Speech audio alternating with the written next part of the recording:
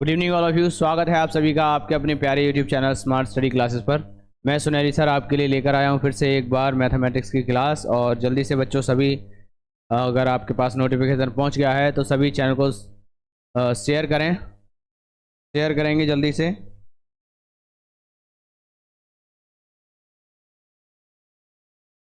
ठीक है, सभी बच्चे शेयर करेंगे जल्दी से। और अगर नए हैं तो चैनल को सब्सक्राइब कर लीजिएगा, बेल आइकन दबाइए और फिर जो है जुड़ जाइएगा कॉपी पेंसिल के साथ में। सभी बच्चे बताएंगे आपका 9.4, अब जो आपका 9.4 है कंप्लीट हो गया होगा। अब तो हम 9.5 पे बढ़ जाएं। हाँ भाई, 9.5 में मैंने आपको कल एक क्वेश्चन कराया था और बताया था कि जो आपका क्वेश्चन नंबर 1 है, क्वेश्चन नंबर 1 के जैसा ही हमारे क्वेश्चन नंबर 1 से लेकर 1 से 10 तक बिल्कुल सेम सवाल हैं, 1 से लेकर 10 तक सेम है। ठीक है, हाँ, स्वतंत्र ग्रहण 9.6 शुरू होगी आज। हाँ बिल्कुल, बहुत बढ़िया। क्यों? क्योंकि 9 पॉइंट अगर, लेकिन मैं आपको 9.5 का एक क्वेश्चन और बताना चाहूँगा बच्चों। ठीक है, 9.5 का एक सिंगल क्वेश्चन आपको बताना चाहूँगा, क्योंकि क्वेश्चन नंबर मैंने 9.5 में एक क्वेश्चन बताया था, उस पर बताया था फिर कि 1 से लेकर 10 तक सारे क्वेश्चन इसी तरीके से होंगे। 1 से 10 तक सभी क्वेश्चन आपको कर लिए होंगे। अब बात आती है जो क्वेश्चन मैं बताने वाला हूँ वो कौन सा क्वेश्चन है। 9.5 का एक क्वेश्चन देखेंगे, प्रश्न संख्या 11। ये हम प्रश्न आज करेंगे।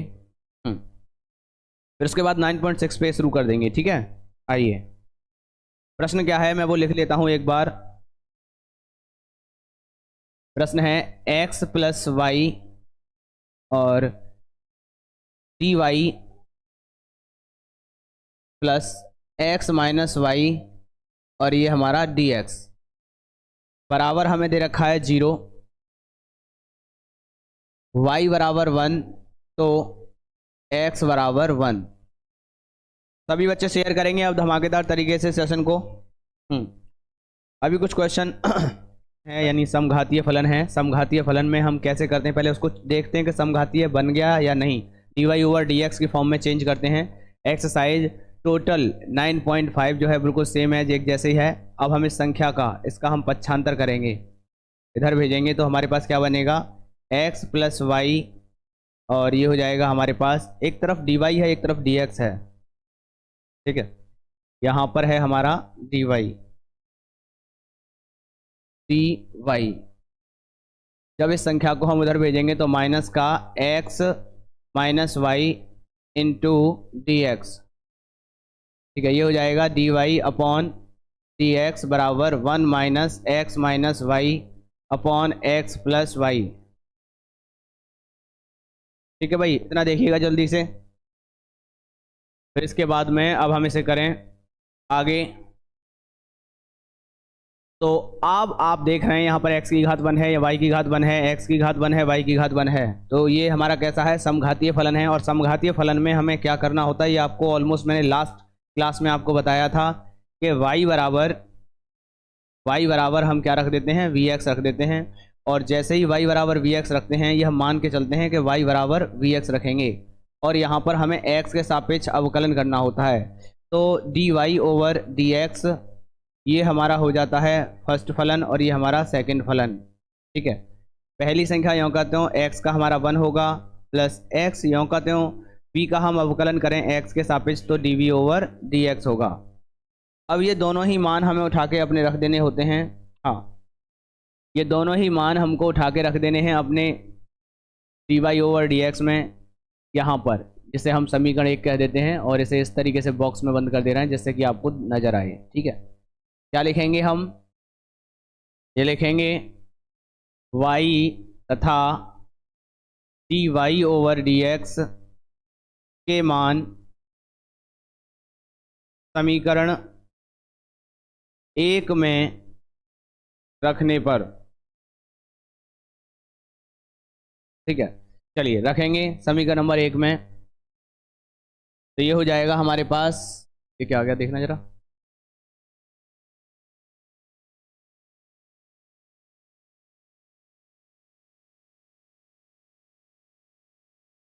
क्या भाई, आइए हम यहाँ पर रखेंगे d y over d x के स्थान पर हमें रखना है v plus x into d v over d x बराबर माइनस एक्स माइनस वाई के स्थान पर हमें रखना है वी एक्स।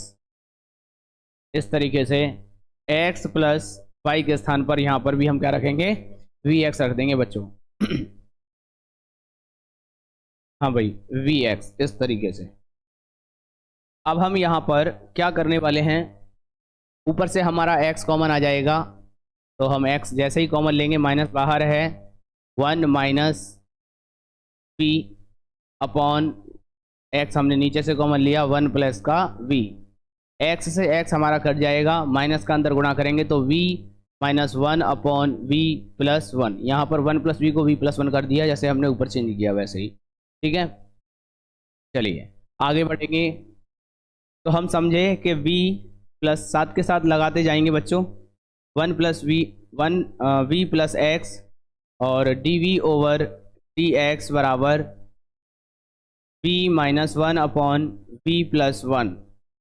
ये जो v है, इस v को हम पक्षांतर करेंगे लेफ्ट से राइट में। लेफ्ट से राइट में जब हम इसका पक्षांतर करेंगे तो हमारे पास आएगा x into d v over d x बराबर v minus 1 upon v plus 1 minus v। Upon में 1 करके हम एलसीएम ले लेंगे, ये हो जाएगा v plus 1 v minus 1 minus v plus 1, इस तरीके से। ठीक है भाई, v माइनस 1 माइनस, अगर हम दोनों का एलसीएम लेंगे तो इस तरीके से एलसीएम लिया जाएगा।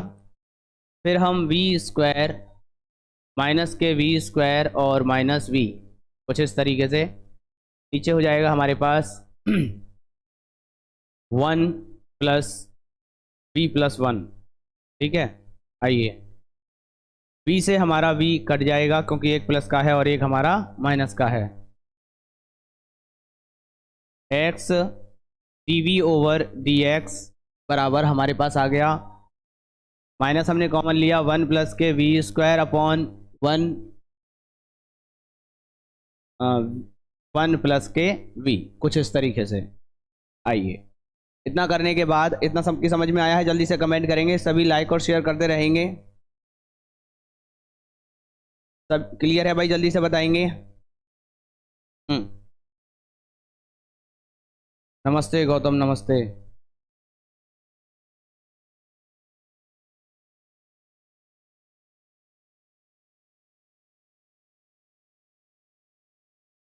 क्लियर है भाई?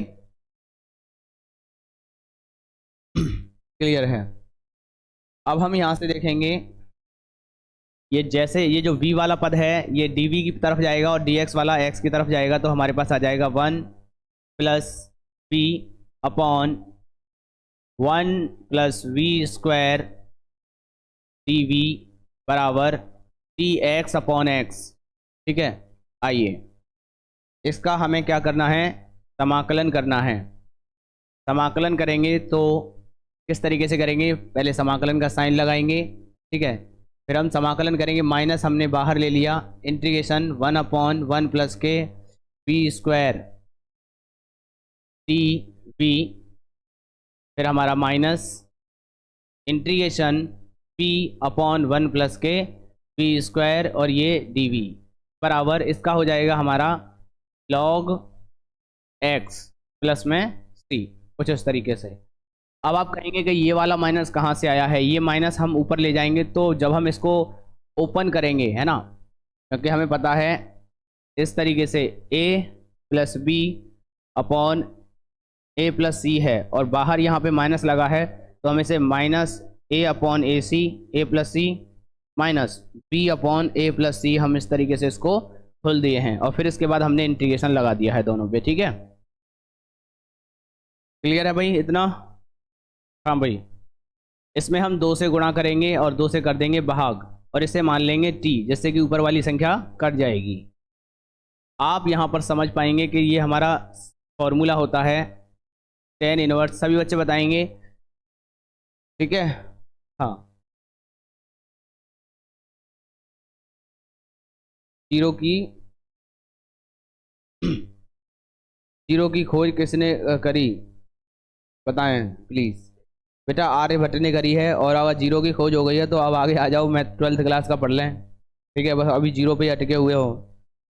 हम तो आपको जीरो से हीरो बनाने का प्रयास कर रहे हैं। ठीक है, आइए। तो यहाँ पर माइनस ये हो जाएगा टेन इनवर्स बी 1/2, और ये हमारा हो गया 1/t। 1/t का समाकलन होता है log t।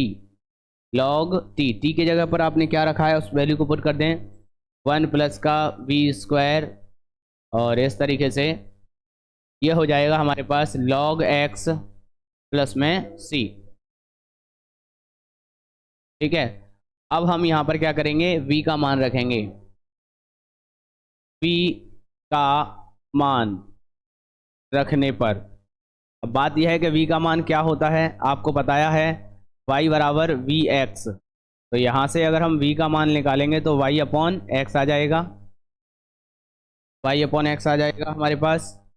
अब हम जैसे ही ये वैल्यू यहाँ पर पुट करेंगे तो आएगा tan inverse y upon x minus 1/2 log 1 plus के y² अपॉन x² बराबर log x प्लस में c।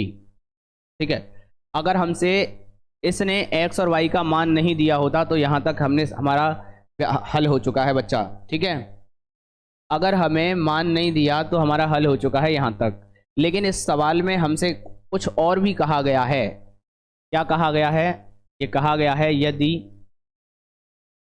y बराबर, ये कहा गया है y बराबर x यदि x बराबर 1। y का मान 1 आएगा यदि आप x का मान 1 रख देंगे। तो हम ये वैल्यू पुट कर देंगे, पुट इन इक्वेशन। इस इक्वेशन में हम पुट कर रहे हैं। ठीक है, जैसे ही हम पुट करेंगे तो हमारे पास क्या आएगा, देखिए माइनस के टेन इनवर्स 1 माइनस 1/2 log, देखिए यहाँ 1/1 ये हो जाएगा 2 माइनस इक्वल टू log 1 और प्लस में c, कुछ इस तरीके से। इतना करने के बाद देखिए यहाँ से हम मान निकाल सकते हैं। माइनस के टेन इनवर्स ये मान है 10π/4 का माइनस 1/2 log 2 बराबर log 1 का मान बच्चा हमारा 0 होता है, आपको पता है c। अब ये जो मान आया है इस मान को यहाँ से हम टेन इनवर्स से 10 हटा देंगे तो हमारे पास क्या आ जाएगा, c का जो वैल्यू आएगा वो आएगा माइनस के π/4 माइनस 1/2 log 2। ये वैल्यू उठा के हम अपने इस जहाँ c का वैल्यू हमने रखना शुरू किया है वहाँ रखेंगे। तो हमारे पास जो सॉल्यूशन होगा वो होगा माइनस के tan inverse y upon x, ठीक है, माइनस 1/2 log 1 प्लस के y² अपॉन x² बराबर log x प्लस c का मान हमारे पास क्या है, उस मान को रखेंगे माइनस π/4 माइनस 1/2 log 2। ठीक है, ये हमारा मान आ जाएगा, ये हमारा आंसर हो जाएगा। अच्छा 9.6 में क्या होगा, यहाँ पर हमें होमोजीनियस फंक्शन नहीं बनेगा, यानी आप जो है होमोजीनियस समघातीय फलन ना बने, या आप ये कहें उसमें dy/dx को आप अलग से सेपरेट नहीं कर सकते हैं, dy/dx को अलग से सेपरेट ना कर पाएंगे। ये जो एक्सरसाइज है, या हम सीधा, मैं आपसे सीधा सीधा बात ये कहूँ, सभी बच्चे लाइक और शेयर करेंगे सबसे पहले, सब कुछ क्लियर है। चलिए तो अब हम बढ़ चुके हैं 9.6 पे, और 9.6 पे पहले हम सीखेंगे फॉर्मूला और कंसेप्ट। ठीक है, पहले क्या सीखेंगे, फॉर्मूला और कंसेप्ट।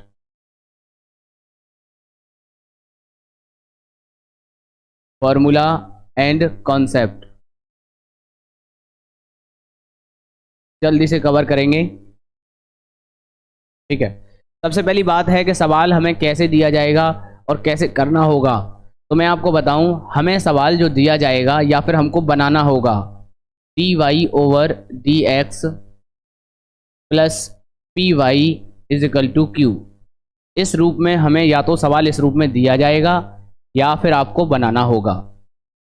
अगर इस रूप में दिया जा रहा है, मैं आपसे कहूँ कि सर ये सवाल थोड़े नहीं होगा। फॉर एग्जाम्पल के तौर पे मैं यहाँ पे लिख देता हूँ, एग्जाम्पल बतौर लिख के बता देता हूँ, d y over d x plus k y into x. तो यहाँ पर आप क्या बताएंगे कि सर यहाँ पर हमारा जो y इंटू वन कर लेंगे, और तो आप बता पाएंगे कि ये हमारा मान हो जाएगा p का, और ये जो x है ये हमारा हो जाएगा q का। ठीक है, बहुत अच्छे से समझने का प्रयास करेंगे। बच्चा कह रहा है मेरा नाम लो,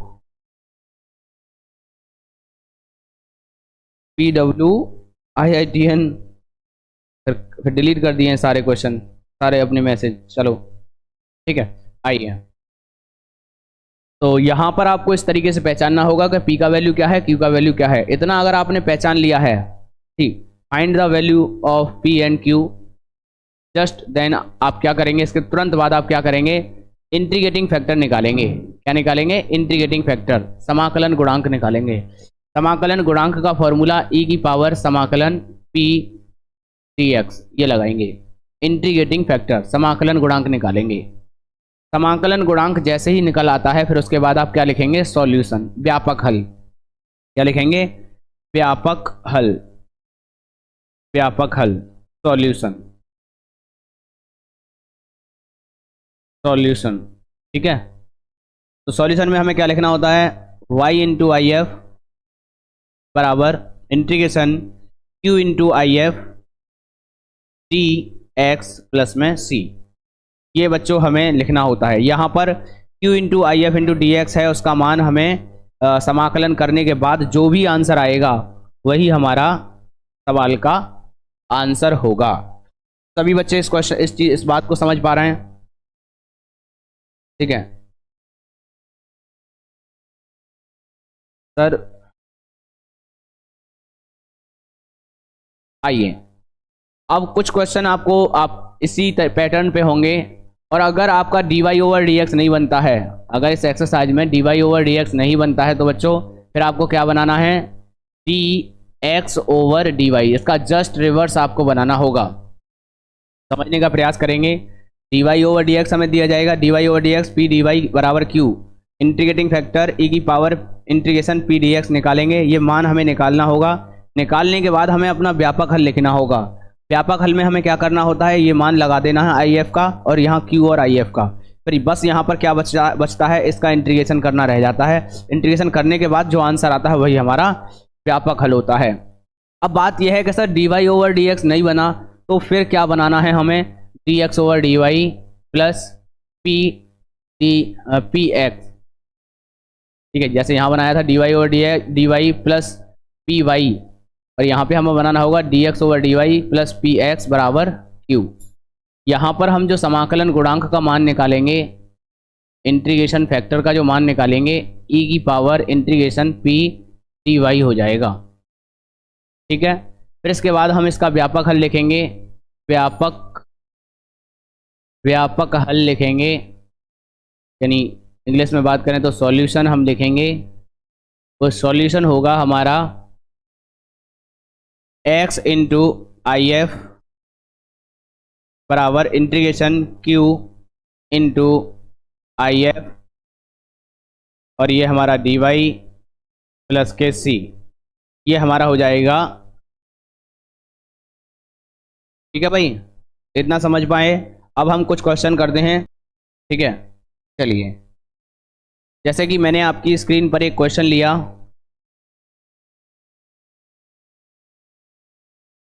D y over d x plus 3y equal to e की पावर माइनस के 2x। क्या है? ई की पावर माइनस के 2x। ये मैंने एक क्वेश्चन लिखा, और इस क्वेश्चन को अच्छे से समझने का प्रयास करेंगे।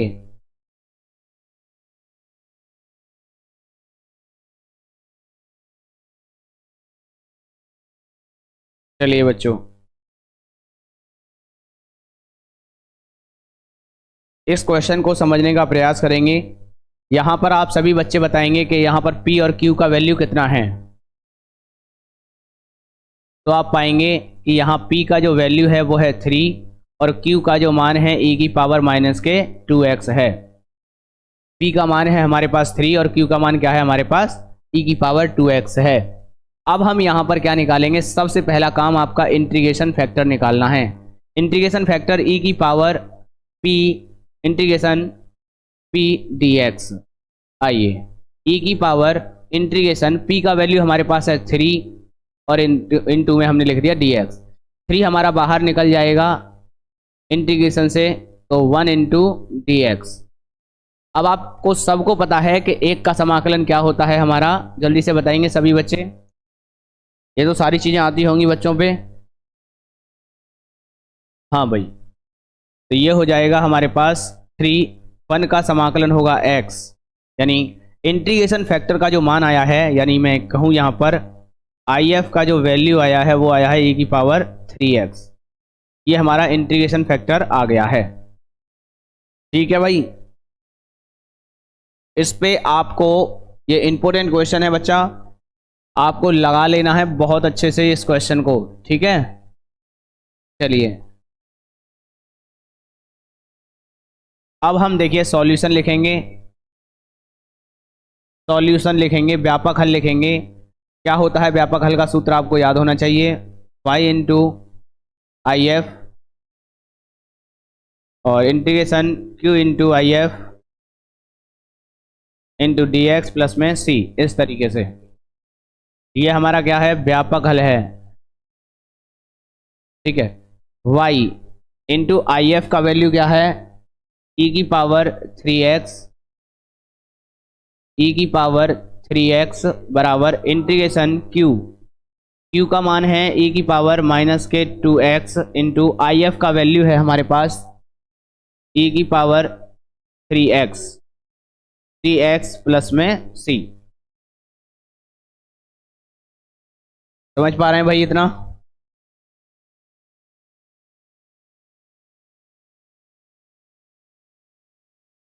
आइए फिर हम देखेंगे यहाँ पर y e की पावर 3x बराबर, गुणा में घातें जोड़ेंगे तो हमारे पास आएगा e की पावर x और ये हो जाएगा हमारे पास dx प्लस में c। इतना करने के बाद e की पावर 3x बराबर e की पावर x का समाकलन करेंगे e की पावर x प्लस में c। ये जो y का जो वैल्यू है अगर हम भाग देंगे तो ये जाएगा e की पावर x अपॉन e की power 3x plus c upon e की पावर 3x।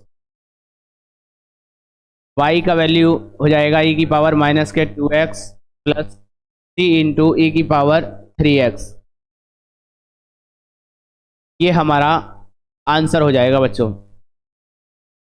ठीक है, क्वेश्चन लेने वाले हैं जिसमें कि आपको बताना है कि क्या होगा हमारा व्यापक हल। जैसे मैं आपका अब नेक्स्ट क्वेश्चन लिखूं यहाँ पर dy over dx plus y upon x। ये हमारा तीसरा क्वेश्चन होगा, सेशन का दूसरा है। अगर आप एक्सरसाइज की बात करेंगे तो तीसरा है। ठीक है, आइए पहला क्वेश्चन मैं अभी आपको कराने वाला हूँ, वो इसीलिए क्योंकि वो क्वेश्चन थोड़ा सा इसके अच्छे लेवल का है, इसीलिए मैंने वो पहले नंबर पे छोड़ दिया कि पहले आपको जो अच्छे क्वेश्चंस हैं, आपको जो अच्छे लगते हो उन्हें पहले मैं करा सकूँ। ठीक है, यहाँ पर ये क्वेश्चन हमें दे रखा है और इस क्वेश्चन को अब हम कैसे करेंगे, सर पावर कर दिया है तो इतना आया है। चलिए यहाँ पर हमें सबसे पहले चेक करना है P क्या है और Q क्या है। तो हम इसको स्टार्ट करते हैं करना। तो ये हो जाएगा dy over dx plus 1 upon x into में y बराबर x की पावर 2। ठीक है, तो हम कह पाएंगे कि जो P का वैल्यू है, P का मान होगा 1 अपॉन x और Q का हमारा मान हो जाएगा x²। ठीक है, आइए अब हम यहाँ पर इंटीग्रेशन फैक्टर का मान निकालेंगे IF, e की power integration p dx। e integration p का मान क्या है हमारे पास 1 अपॉन x और ये मेरे पास dx। बहुत अच्छा क्वेश्चन है बच्चों। आइए तो ये हो जाएगा e की पावर 1 अपॉन x का जो समाकलन होता है वो होता है log x। एंटी लॉग से लॉग हट जाएगा हमारे पास, तो ये हो जाएगा हमारे पास x। आप कह सकते हैं कि सर हमारे पास जो इंटीग्रेशन फैक्टर का जो वैल्यू आया है वो आया है हमारा x आया है। क्या आया है, एक्स आया है। अक्सर बच्चा यहाँ आके फंस जाता है, ई के पावर लॉग है तो वो हट जाएगा बच्चों, क्योंकि लॉग एंटी लॉग से हट जाता है, एंटी लॉग लॉग से हटा देंगे। हमारे पास इंटीग्रेटिंग फैक्टर यानी आई एफ का जो मान है, समाकलन गुणांक की जो वैल्यू है वो आ जाएगी हमारी एक्स। इसके बाद हमें केवल और केवल क्या लिखना है, सॉल्यूशन लिखना है। क्या लिखना है, व्यापक हल लिखना है, सॉल्यूशन लिखना है। तो सॉल्यूशन लिखने के लिए आपको पता है y इंटू आई एफ बराबर integration q into I F d x plus में c। इस तरीके से इतना करने के बाद बच्चों अब आपको क्या करना है, y इंटू आई एफ का वैल्यू क्या है हमारे पास, x है, बराबर q का वैल्यू क्या है हमारे पास, x की घात 2 है, और इंटू आई एफ का मान हमारे पास x है, और ये मेरा dx प्लस में c। इतना करने के बाद x इंटू वाई बराबर x की घात यहाँ पर हो जाएगा 3, और 3 का समाकलन करेंगे x की पावर 4/4 प्लस में c, ये हो जाएगा हमारे पास। अब हम आगे क्या करेंगे, इस क्वेश्चन को y का अगर मुझे वैल्यू निकालना है तो x की पावर 4/4x प्लस में c/x। एक घात हमारी कट जाएगी, घात रह जाएंगी यहाँ पे 3, तो y का वैल्यू हो जाएगा x की पावर 3/4 प्लस के c/x। इस तरीके से ये सवाल का हमारा हल हो जाएगा। ठीक है भाई, जल्दी से बताएंगे, सबको क्लियर है, कोई दिक्कत तो नहीं है किसी को, कोई परेशानी?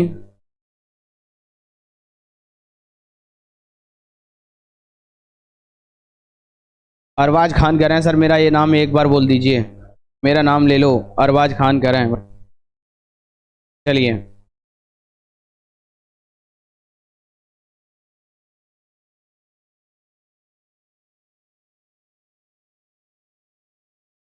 हो गया है भाई सभी को,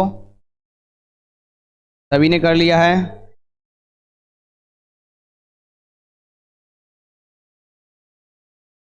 चलिए अब देखिएगा, अब मैं आपको पहला क्वेश्चन कराने जा रहा हूँ, ठीक है। अच्छा, पहला क्वेश्चन ना कराने का कारण क्या था वो अभी आपको पता चल जाएगा। D y over d x plus p Y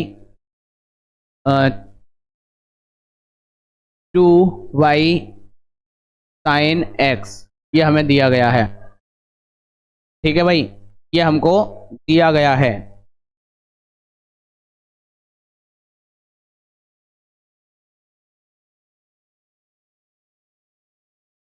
बिल्कुल सही है भाई।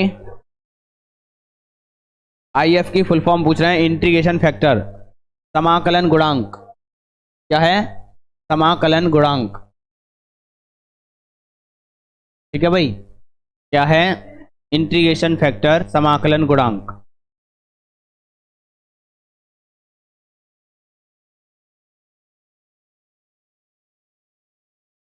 इस तरीके से, ठीक है। आइए अब इस क्वेश्चन में हमें क्या करना है भाई, P और Q सबसे पहले निकालने हैं। देखिए आप बता पा रहे हैं कि सर यहाँ P का मान है, P का वैल्यू है 2 और Q का मान है हमारा साइन x। ठीक है, तो पहला काम है आपका इंटीग्रेशन फैक्टर निकालना। इंटीग्रेशन फैक्टर, समाकलन गुणांक। समाकलन गुणांक का फॉर्मूला e की पावर इंटीग्रेशन p dx होता है। e की पावर समाकलन p का वैल्यू है 2 और ये मेरा dx बराबर e की पावर 2 हमने बाहर कर दिया, एक का समाकलन हो जाएगा x। तो आप यहाँ से बता पाएंगे कि सर हमारा जो इंटीग्रेशन फैक्टर का जो मान है वो हो जाएगा e की पावर 2x। क्या हो जाएगा, e की पावर 2x। ये हमारा हो गया समाकलन गुणांक। इस समाकलन गुणांक के बाद में बच्चों, समाकलन गुणांक के बाद हमें क्या करना है भाई, यहाँ पर इसका हमें व्यापक हल बताना है। पहले हमें P और Q निकालने हैं, P और Q निकाल के हमें समाकलन गुणांक निकाल लेना है। समाकलन गुणांक निकालने के बाद में हमें अपने उस सवाल का सॉल्यूशन लिखना है, व्यापक हल लिखना है। क्या लिखना है, व्यापक हल लिखना है। व्यापक हल में, सॉल्यूशन में मैंने आपको बताया क्या होता है, फॉर्मूला आपको याद रखना है। सॉल्यूशन इसका क्या होता है, तो आपको बताएंगे y into I F is equal to integration q into I F integration factor dx plus में c, इस तरीके से। तो यहाँ हो जाएगा y इंटू आई एफ का जो वैल्यू है, आई एफ का मान है e की पावर 2x बराबर इंटीग्रेशन q का जो मान है मेरे पास वो है sin x। क्या है? sin x। और आई एफ का वैल्यू e की पावर 2x और ये मेरा dx प्लस में c। यहाँ तक हम कर पाए? यहाँ तक आप सभी कुछ समझ पाए होंगे? हाँ चलिए बड़ा लिखते हैं, ठीक है। आइए, इतना करने के बाद में आप देख पा रहे हैं कि सर ये जो वैल्यू है, ये जो समाकलन बना है, इसीलिए हमने आपको इसको बाद में कराने का प्रयास किया। 3 सवाल कराने के बाद लगभग तीसरा चौथा सवाल हमने ये लिया है, जबकि ये बुक में आप देखेंगे तो पहला क्वेश्चन है, क्योंकि वहाँ पर इंटीग्रेशन फैक्टर निकालने के बाद सॉल्यूशन जब व्यापक हल में लगते हैं तो वहाँ समाकलन आसानी से हो जाते हैं, तो सवाल का आंसर भी आराम से आ जाता है। यहाँ पर आप देखेंगे कि ये sin x और ये e की पावर x, तो यहाँ पर हमें लगाना पड़ेगा खंडशः समाकलन। क्या लगाना पड़ेगा? खंडशः समाकलन। खंडशः समाकलन लगाने के लिए आपको पता है इलिट लगाना है। इलिट में आप देखेंगे कि किस पद को हम पहला मानेंगे। इलिट में आप देख रहे हैं ट्रिग्नोमेट्री वाला पद पहले पड़ता है और इस जो एंटीलॉग वाला पद है बाद में पड़ता है, क्योंकि आपने पूरी अच्छे तरीके से पता है खंडशः में जब हम खंडशः समाकलन लगाते हैं तो पहले हम जांच करते हैं इलिट में कौन सा पद फलन पहले है। तो I L A T E, आप ये देख लीजिए कि यहाँ पर ना तो इन्वर्स फंक्शन है, ना लॉग का फंक्शन है, ना ही एलजेब्रा का फलन है, ट्रिग्नोमेट्री का है। तो पहले जो फलन आ जाए उसे फर्स्ट मानेंगे और दोबारा में दूसरी बार जो आ जाए उसे सेकंड मान लेंगे। अब यहाँ पर फर्स्ट इंटू सेकंड का रूल लगा के हम इसका समाकलन करेंगे। देखिए कैसे करेंगे। y e की पावर 2x साइन एक्स यों का त्यों, और e की पावर 2x का करेंगे तो e की पावर 2x अपॉन में 2, फिर माइनस लगाएंगे, बड़ा इंटीग्रेशन साइन x का अवकलन होगा cos x, और फिर e की पावर x का हम अवकलन करेंगे तो e की पावर 2x अपॉन में 2, अपॉन मैंने यहाँ लगा दिया और ये मेरा हो गया dx। इतना क्लियर है भाई सभी को? यहाँ तक खंडशः मैंने किया, आपको सबको क्लियर है इलिट लगाने के बाद? हाँ भाई जल्दी से बताएंगे सभी को क्लियर है यहाँ तक? अब आप कह पाएंगे कि सर ये तो फिर से आपका वही बन गया।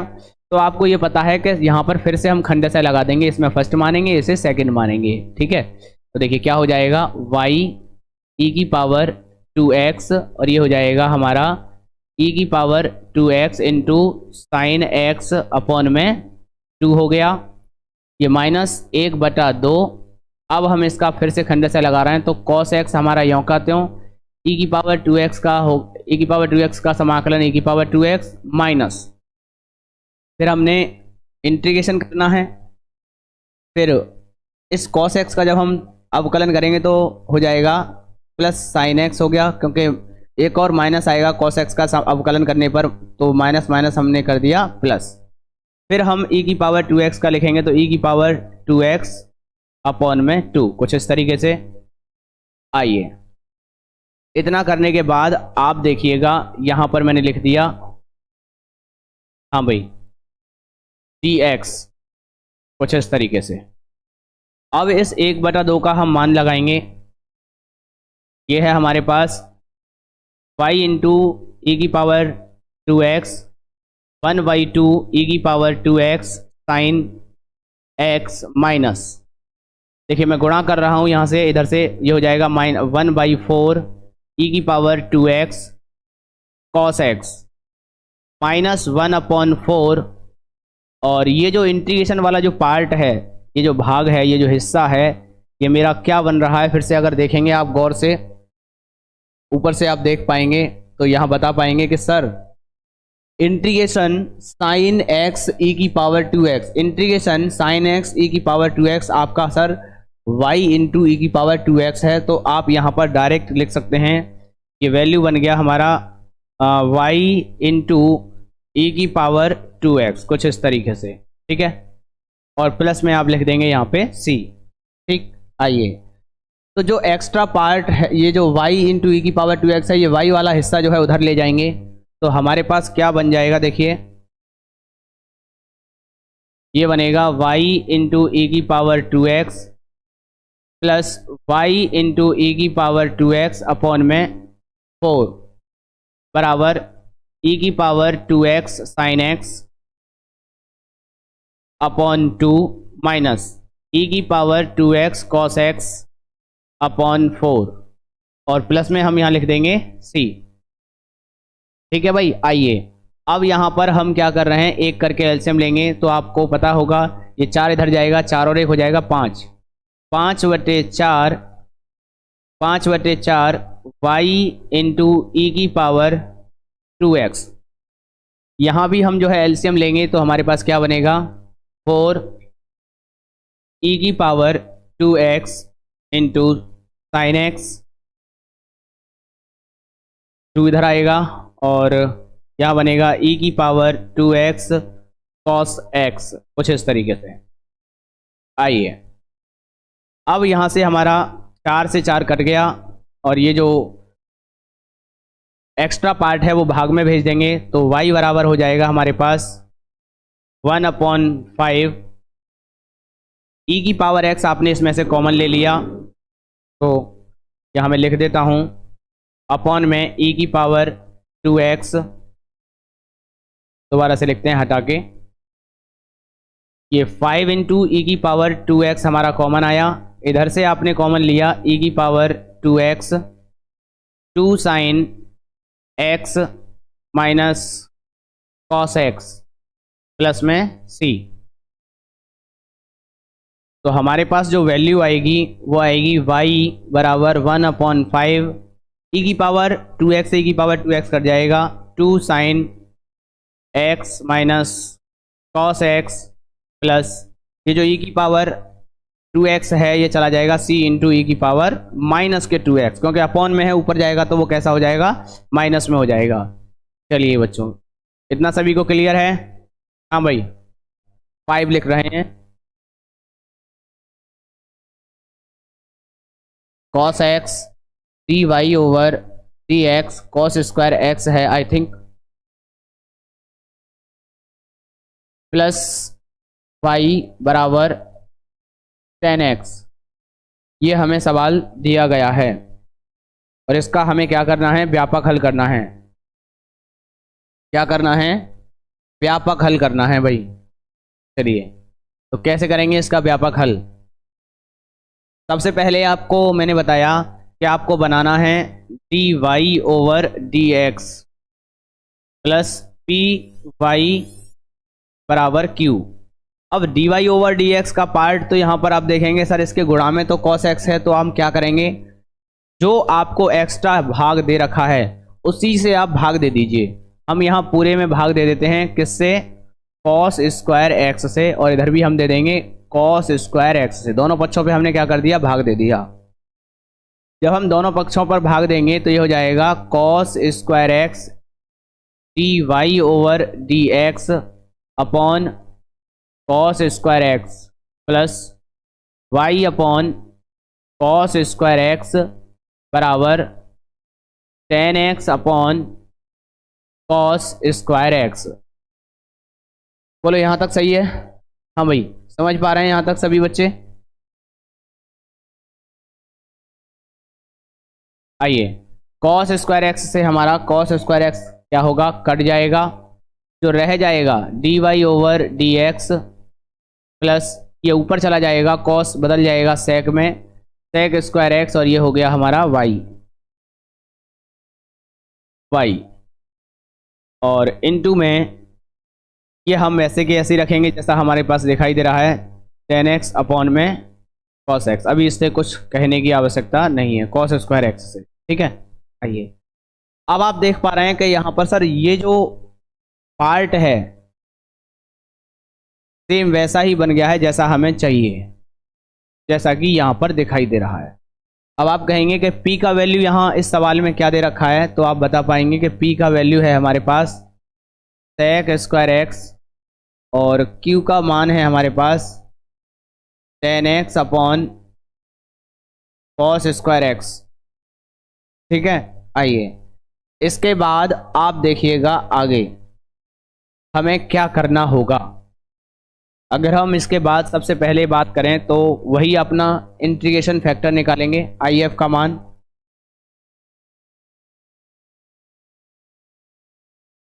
सत्यम बाबू तुम्हारे आंसर में 1/5 की जगह 1/5 रहेगा। ठीक है, आइए तो यहाँ पर इंटीग्रेशन फैक्टर का मान सबसे पहले है e की power integration p dx, integration p का वैल्यू है हमारे पास sec स्क्वायर एक्स dx। तो आपको पता होगा इंटीग्रेशन e की पावर sec स्क्वायर एक्स का हो जाएगा हमारे पास 10x। ठीक है, 10x हो जाएगा। ठीक है भाई,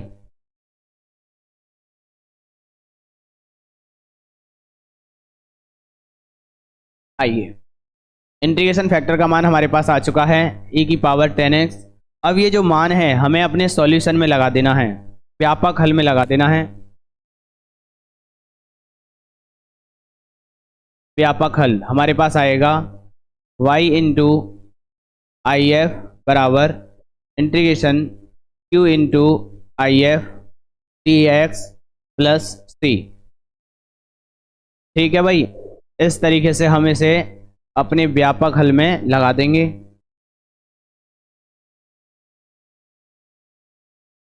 y इंटू आई एफ का मान है e की power 10x into integration q का वैल्यू हमारे पास दे रखा है। कहाँ है भाई, q का मान आप देख पा रहे हैं 10x upon cos square x, और ये हमारे पास हो जाएगा इनटू में आई एफ की वैल्यू है e की पावर 10x और dx प्लस में c। हाँ भाई, इस सवाल को आगे बढ़ाने के लिए आपको क्या करना है, इसका हमें इंटीग्रेशन करने के लिए हमें यह मान लेना है, माना t बराबर 10x dt over dx। t का जब हम x के सापेक्ष अवकलन करेंगे,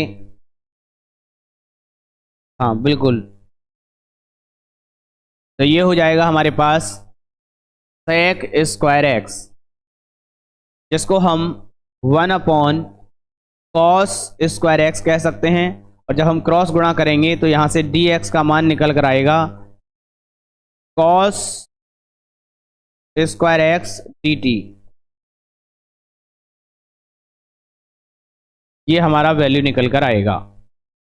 ठीक है भाई, आइए ये हो जाएगा हमारे पास y e की पावर 10x इंटीग्रेशन 10x को हमने t मान लिया, e की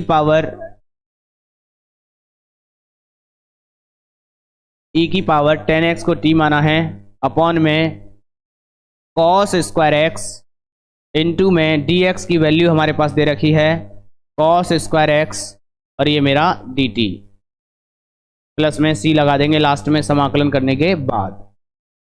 आइए cos स्क्वायर एक्स से मेरा cos स्क्वायर एक्स कट जाएगा, हमारे पास जो बचेगा वो बचेगा e की power 10x equal to e into e की पावर x, और ये मेरा dt प्लस में c।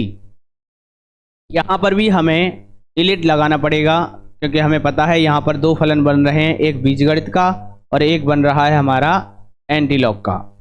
तो अब हम बड़े आराम से इसका आंसर कर पाएंगे, खंडशः लगा के, फर्स्ट और सेकंड लगा के हम कर लेंगे इसको। देखो कैसे करेंगे, y e की पावर 10x बराबर पहली संख्या यूँ करते हो e की पावर t का e की पावर t, फिर हम माइनस लगाएंगे, t का हम अवकलन करेंगे, t का अवकलन सभी को पता है कितना होता है 1, t के सापेक्ष। अगर x का अवकलन करते हैं x के सापेक्ष तो भी 1 होता, अगर थीटा का अवकलन थीटा के सापेक्ष तो भी 1 होगा। तो यहाँ पर 1 हो गया, ई की पावर टी का हम समाकलन कर रहे हैं तो वो ई की पावर टी ही होगा। और वंस अगेन हमें एक और बार इंटीग्रेट करना पड़ेगा, ठीक है। यहाँ पर प्लस सी लगा देंगे। अब आइए आगे, यहाँ पर हो गया ई की पावर 10x बराबर टी इंटू ई की पावर टी माइनस ई की पावर टी का समाकलन ई की पावर टी ही होगा प्लस में सी। अब हम t का वैल्यू पुट कर देंगे। t का मान हमने क्या माना था, आपको सबको पता होना चाहिए कि t बराबर हमने माना था 10x, ठीक है। t का मान लौटाएंगे तो ये हो जाएगा y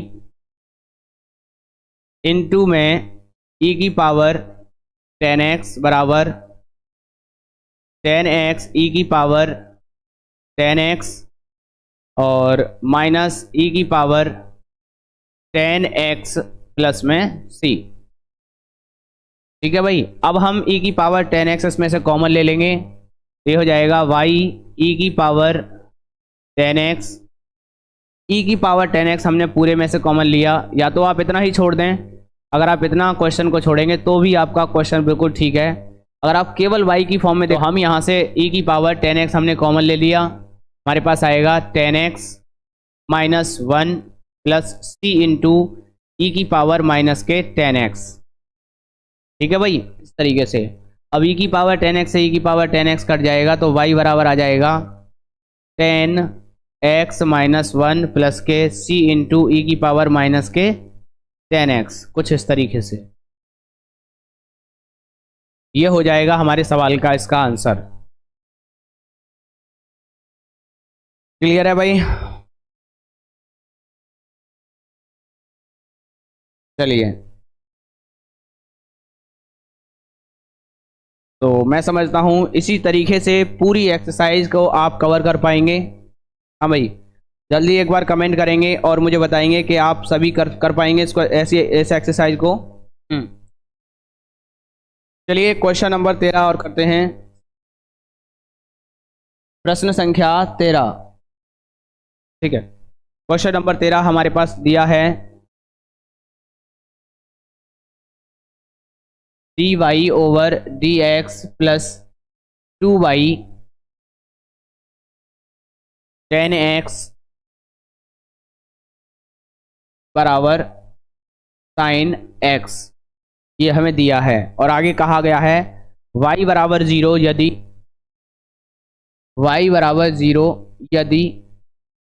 x बराबर π/3।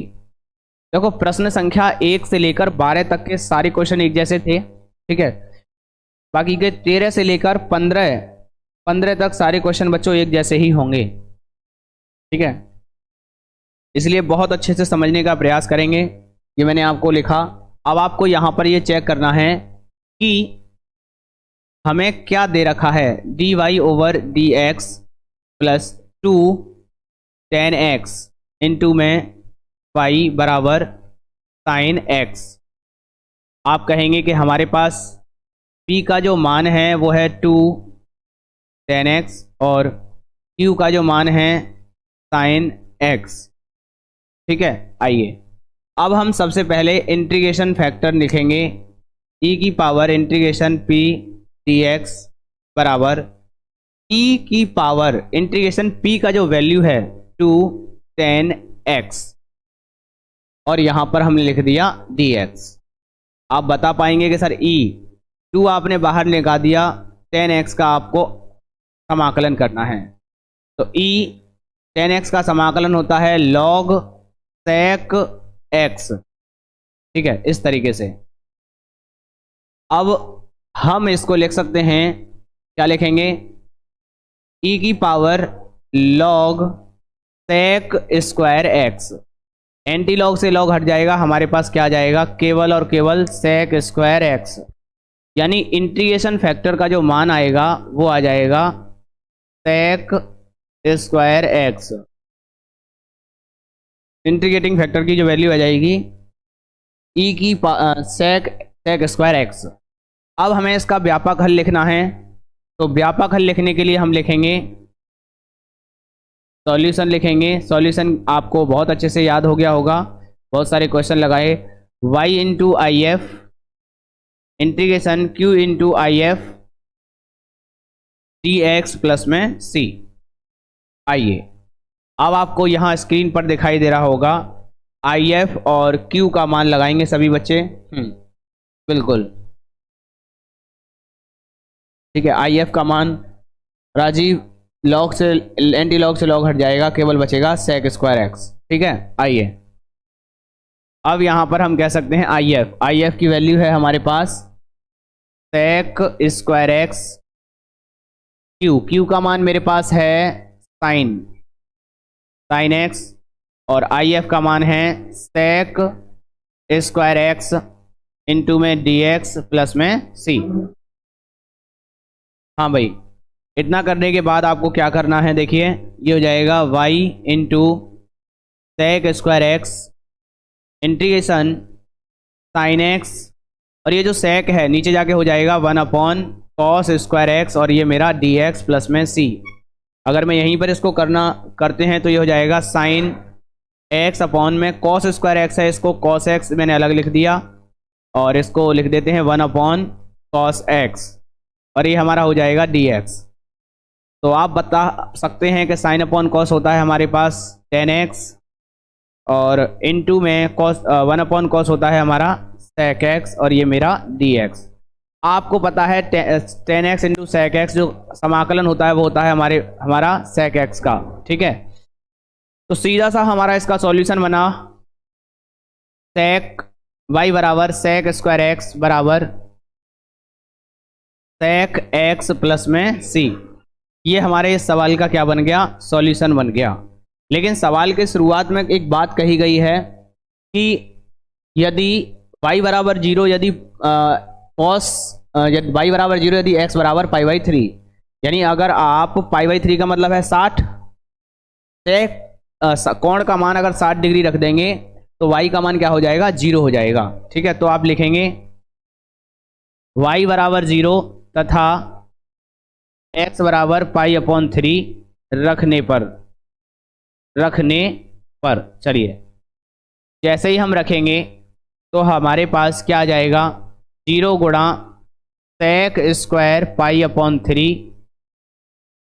बराबर सेक π/3 प्लस के सी। आप कह सकते हैं कि ये जो मान है ये 0 हो गया बराबर सेक π/3 का मतलब है सेक 60 प्लस के सी का हम मान निकालेंगे तो ये होगा माइनस का सेक 60। ठीक है, या तो आपको सेक 60 का मान सीधा पता होना चाहिए, अगर सेक का मान नहीं पता तो भी आपके पास बहुत सारी ट्रिग्नोमेट्रिक टेबल के जो रूल पता है। सेक किसका उल्टा होता है, कॉस का, तो कॉस 60। कॉस 60 का मान क्या होता है आपको पता है 1/2। 2 चला जाएगा ऊपर तो आप बता पाएंगे कि सर ये हो जाएगा माइनस का 2। इस तरीके से जो सी का जो वैल्यू आ गया वो आ गया माइनस का 2। सभी बच्चे कमेंट में बताएंगे। ठीक है, कल की तरह मिस्टेक नहीं करेंगे और ना कराएंगे। ठीक है, बिल्कुल विवेक गौतम का सबसे पहले बता दिया है सी का मान माइनस का 2। बहुत बढ़िया। आइए अब ये जो सी का मान है हम अपने सॉल्यूशन में रख देंगे तो हमारे पास आंसर हो जाएगा इसका। सॉल्यूशन में जैसे ही रखेंगे तो मान आएगा y into sec square x बराबर सेक एक्स माइनस 2।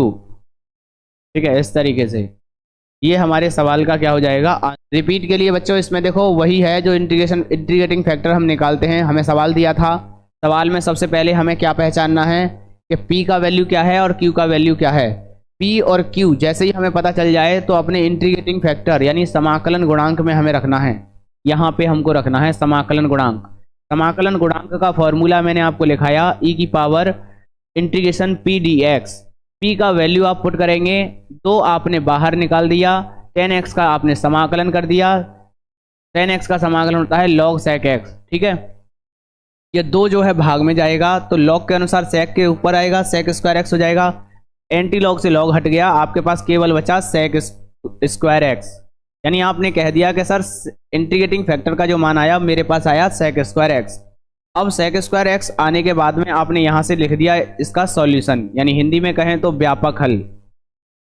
व्यापक हल व्यापक हल कैसे लिखा, आपको फॉर्मूला याद कराया, y into I F is equal to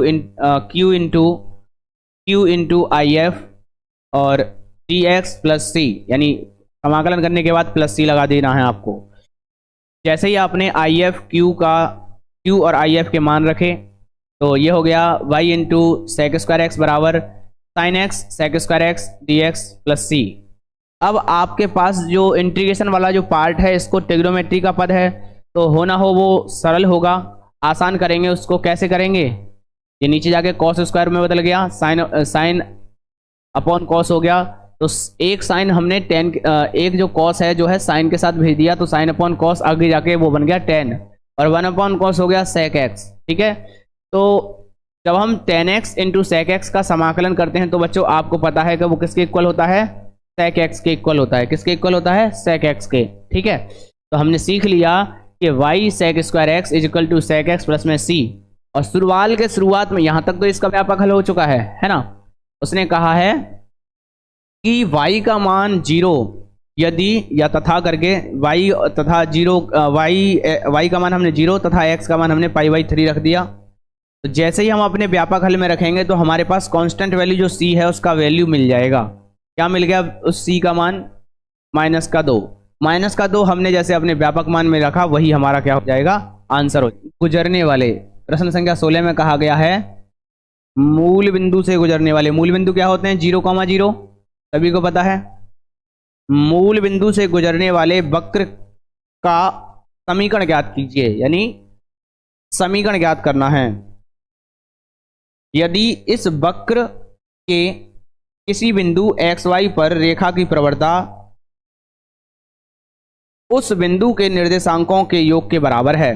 बहुत सिंपल है कि यानी xy की जो प्रवणता है, प्रवणता क्या होती है, xy की प्रवणता आपको पहले भी पढ़ाया, dy/dx की जो प्रवणता है निर्देशांकों के योग के बराबर है। और निर्देशांक क्या होते हैं भाई, x अक्ष के निर्देशांक और y अक्ष के निर्देशांक, यानी x और y के योग के बराबर है। कितना सिंपल सा क्वेश्चन था भाई।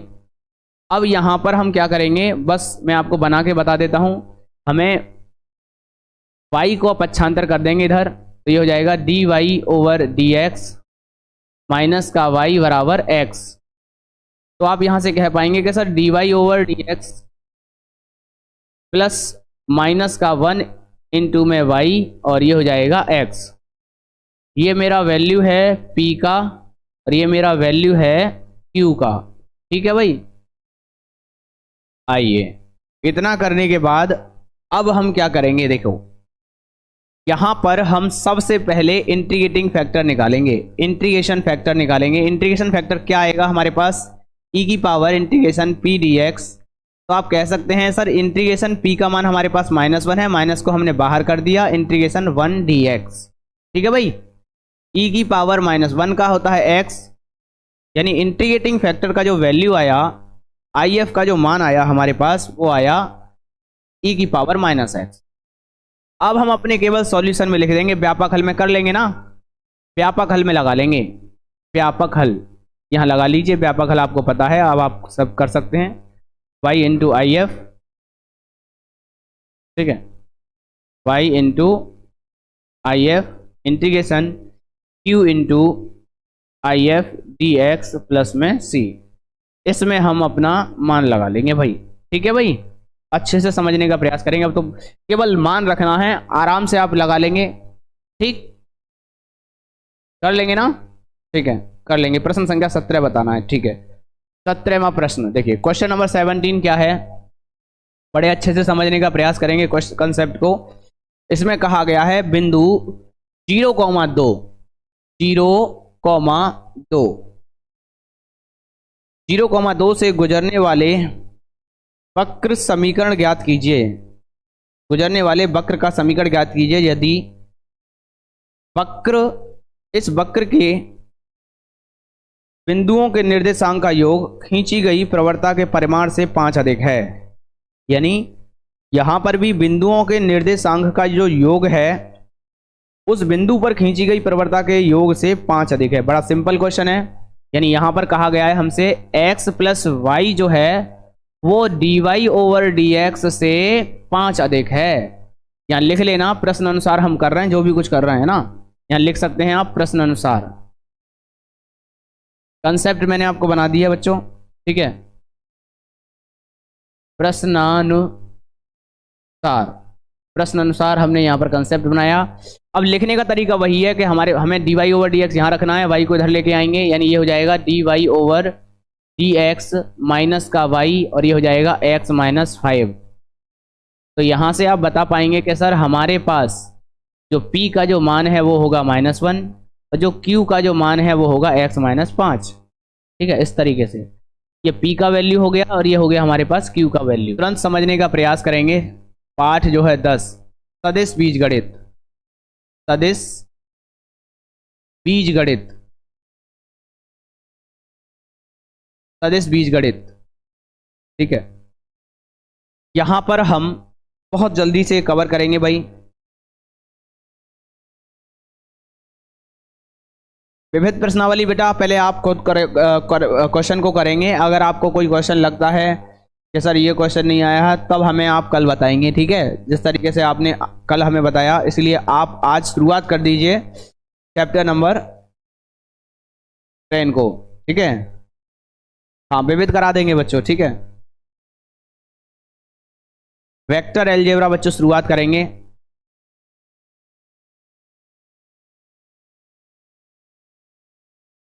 जिसमें पहली जो एक्सरसाइज है ना, चैप्टर 10 की जो पहली एक्सरसाइज है बिल्कुल आसान है। यहां पर पहले तो आपको ये पता होना चाहिए वेक्टर क्या होता है, ठीक है। वेक्टर, ए वेक्टर, राशियां। वेक्टर से पहले भी आपको ये पता होना चाहिए कि भौतिक राशियां जो है कितने प्रकार की होती हैं। तो आप कहेंगे 2 प्रकार की। कौन कौन सी? सदिश राशि और अदिश राशि, ठीक है। अदिश राशि या अदिश राशियां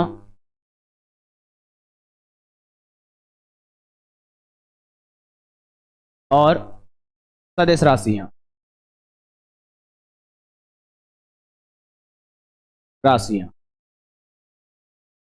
इंग्लिश में बात करें तो इनको कहते हैं हम स्केलर क्वांटिटी और वेक्टर क्वांटिटी। स्केलर क्वांटिटी और ये होता है हमारा वेक्टर क्वांटिटी, ठीक है।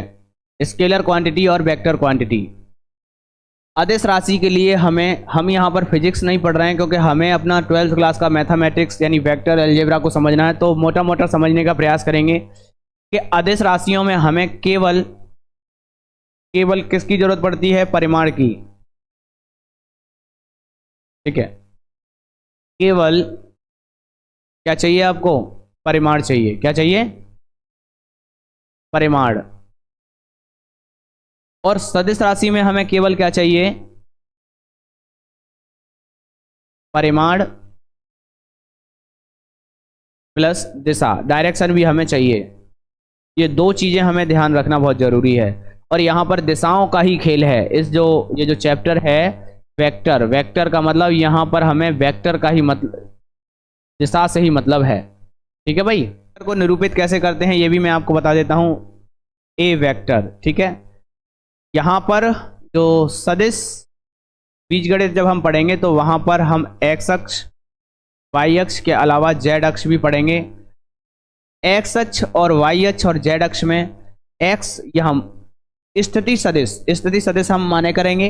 या हर सवाल में स्थिति सदिश मान के चलिए O है, तो x अक्ष की दिशा में जो मात्रक सदिश होता है वो बच्चों I होता है, और y अक्ष में जो मात्रक सदिश होता है वो j होता है, और z अक्ष में जो मात्रक सदिश होता है वो होता है हमारा k, ठीक है।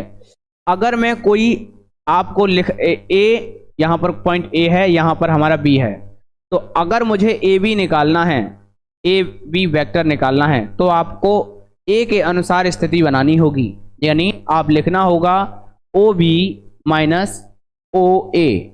स्थिति सदिश के रेस्पेक्ट में हम जो है किसी भी वेक्टर को फाइंड कर पाएंगे, ठीक है। आइए और मैं आपको बता दूं कि अगर इस तरीके से अगर वेक्टर दिया है तो उसके वेक्टर फॉर्म में लिखने का तरीका एक्स आई प्लस वाई जे प्लस जेड के, ये आपको अच्छे से पता होना चाहिए।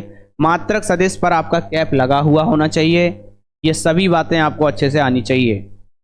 फिर थोड़ा सा और हम आगे बताएं तो मात्रक सदिश की जब बात हुई है तो मैं यहाँ बताना चाहूँगा मात्रक सदिश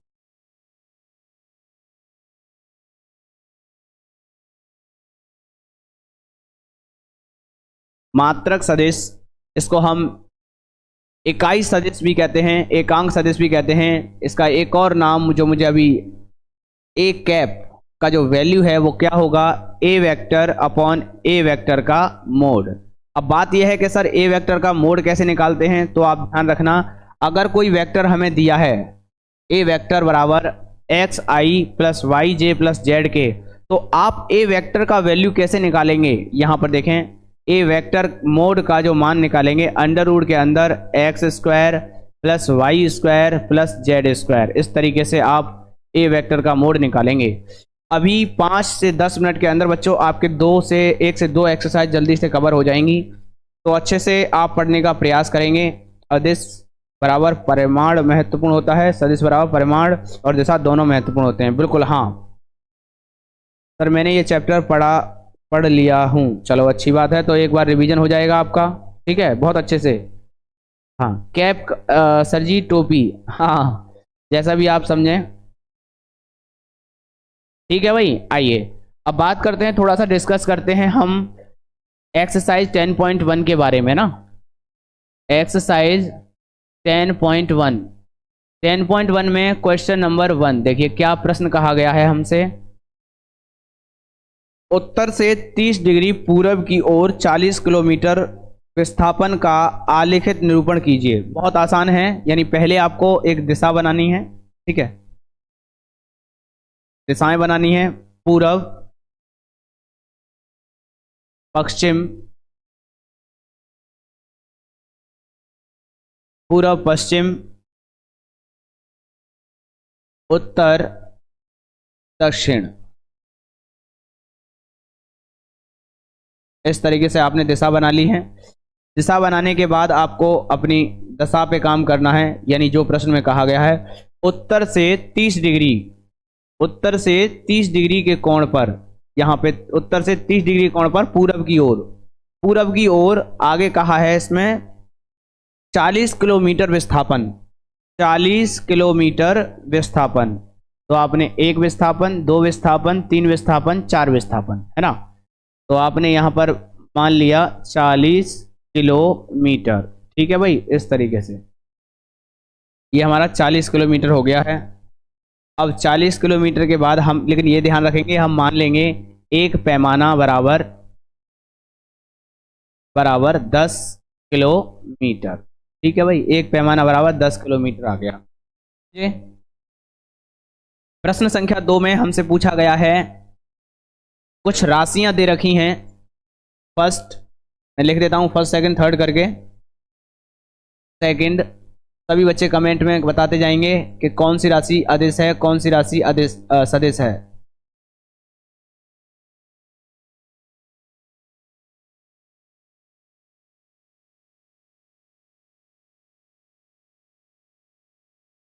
आइए, पहला हमसे कहा गया है 10 किलोमीटर, बताइए 10 किलोमीटर अदिश है या सदिश है, 10 किलोमीटर। दूसरा हमसे कहा है 2 मीटर उत्तर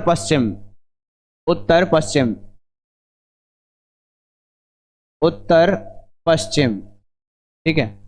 फिर हमसे कहा गया है 40 डिग्री कोण, यानी कोण दे रखा है 40 डिग्री का। सभी बच्चे कमेंट में बताएंगे कौन कौन सा क्या क्या चीजें हैं, राशि अदिश हैं सदिश हैं। फिर है हमें चौथा प्रश्न 40 वाट। अगला क्वेश्चन हमें दिया है 40 वाट के बाद 6 प्रश्न हैं, 10 की पावर 6 कूलाम, 10 की पावर 6 है या 19 है, 19 कूलाम, 10 की पावर 19 कूलाम। फिर हमें 6 जो क्वेश्चन है वो दिया है 20 मीटर प्रति सेकंड स्क्वायर, यह हमें दे रखा है 20 मीटर प्रति सेकंड स्क्वायर। हाँ भाई, सभी बताएंगे जल्दी से। हाँ देखिए पहले मैं अपना बता देता हूँ, फिर उसके बाद चेक करेंगे किस बच्चे ने सही आंसर दिया है। देखिए 10 किलोमीटर, किलोमीटर आप कोई कौन सी दिशा में जा रहे हैं कुछ नहीं पता है, यानी इसका मतलब है ये हो जाएगी अदिश। ठीक है, फिर आप कह रहे हैं 2 किलोमीटर उत्तर पश्चिम, ये हो जाएगी हमारी सदिश। स कोण, कोण हमारा 40 डिग्री का कोण, कोण का मात्रक रेडियन, ये बच्चों ये हमारा होता है अदिश। ठीक है, पाठ, पाठ हमारा आएगा बाट, आप सभी को पता होगा फिजिक्स आप सब्जेक्ट में है आपका, बाट मात्रक होता है। कौन बताएगा बाट किसका मात्रक है, सबसे पहले बताइएगा कि बाट किसका मात्रक है। चार्ज और वेज, क्या बात है। देखिए त्वरण, देखिए सबसे अगर पहले किसी का समझ में नहीं आ रहा है क्या बच्चा कहना चाह रहे हैं, ठीक है मैं आपको बता दूं, बाट होता है हमारा शक्ति का मात्रक। किसका, शक्ति का मात्रक, पावर। और आपको एक कभी कभी पूछ लिया जाता है एक अश्व शक्ति, एक हॉर्स पावर में, एक हॉर्स पावर में कितने 746 वाट भी पूछ लेता है ना। ये आपको फिजिक्स की जानकारी बहुत अच्छे से होगी पहले से, लेकिन मैं थोड़ा सा आपको आइडिया दे दिया जब हमारे मैथमेटिक्स में आया है। कूलाम होता है हमारे चार्ज का, चार्ज आवेश, ठीक है आवेश का मात्रक। फिर हमारा मीटर पर सेकंड स्क्वायर होता है एक्सेलरेशन, एक्सेलरेशन त्वरण का मात्रक, त्वरण का मात्रक होता है। ठीक है, ये आपको सभी को पता होंगे। ठीक है, आइए अब हम बात करें आगे नेक्स्ट प्रश्न संख्या 3 की। प्रश्न संख्या 3 में आप देख पा रहे हैं आदेश और सदिश, इसमें भी हमें श्रेणीबद्ध करना है। तो इसमें हमें क्वेश्चन दिए हैं 5, मैं पांचों क्वेश्चन आपको लिख देता हूं, आप जल्दी से बताएंगे कवर करके, पहला दूसरा तीसरा चौथा और ये पांचवा। ठीक है, पहला दिया है समय, क्या दिया है, समय कालांश, समय कालांश का मतलब समय अंतराल। दूसरा दिया है दूरी, क्या दिया है, दूरी, बताना है ये कैसी राशि है। फिर बल, क्या दिया है, बल, बल के बाद हमें दिया है वेग और कार्य, वेग और कार्य। ठीक है भाई, वेग और कार्य। तो सबसे पहले कौन कमेंट में कर रहा है आंसर, हाँ बताइए।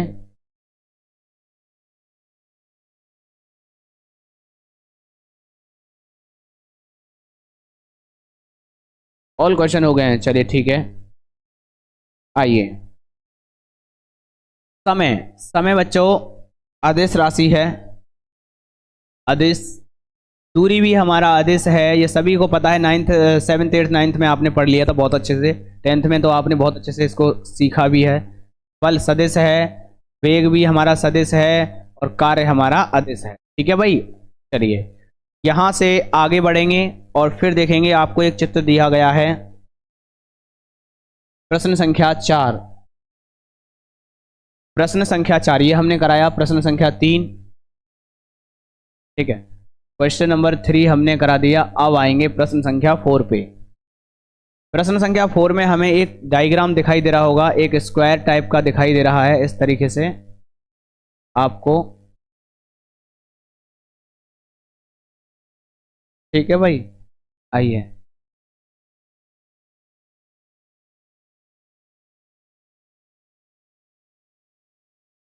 ठीक, अब इसके बाद हमें इसके वेक्टर शो करने हैं, ये इस तरीके से।